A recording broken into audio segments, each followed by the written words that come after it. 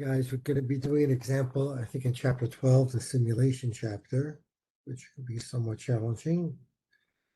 Let's see, we're recording, I'm sharing.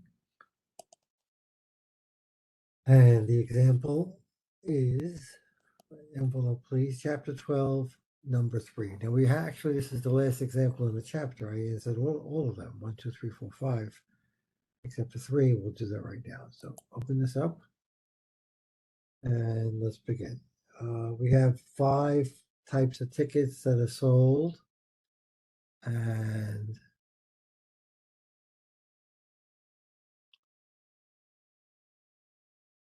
this walk wrong. Let's see what the right answer was. Oh, okay. This is the general formula. I'm sorry. Let's say we need to have this opened up as well. The X, let's say X is 5. So if you sold 5 tickets, it's 5 times 100. Whatever the X is multiplied by the 100, the Y is, I'm sorry, X, the V, the W, V by 100, the W by 90, the X by 80, etc. And you end up with 100 V, 90 W, 80X, 70Y plus 60Z. That's the formula that we would use if we were actually writing the simulation ourselves. They want to know the first level sideline, which is here, has a mean of 14,750. That's the right answer. That goes here. And a standard deviation of 775. And the number of tickets sold, the first level, is found by taking the minimum.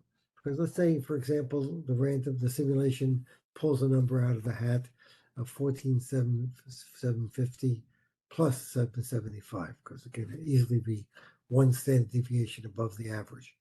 Well, that's going to be more than the amount of tickets available. So you have to take the minimum of whatever you have, 15,000.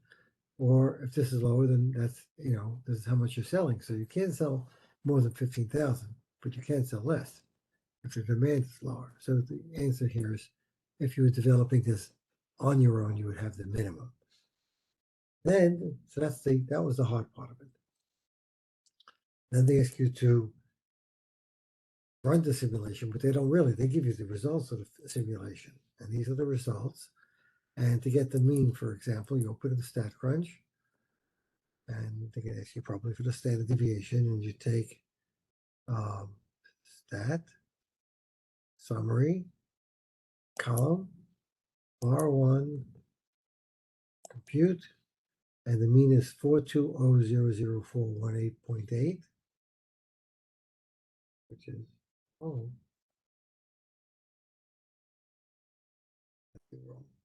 is 204.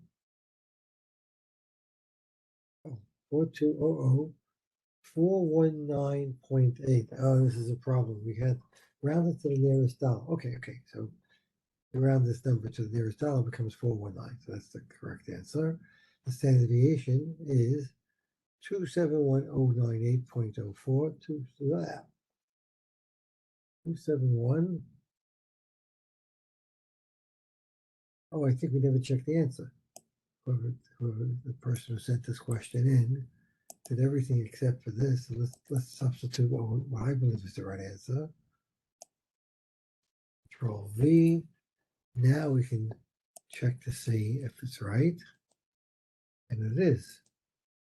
The minimum, I don't think we have to go through this again. The minimum is 536.180. It's a whole number because these numbers are whole numbers. And the maximum, again, the point is when you do a simulation, you want to, you can calculate the average by plugging these numbers into the formula. But if you want to get a sense of the spread of the numbers, then you got to do a simulation.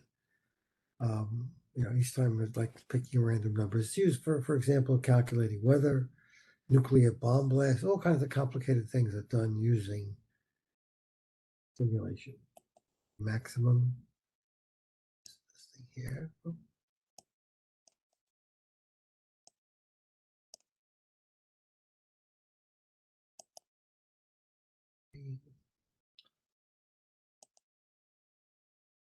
we're done.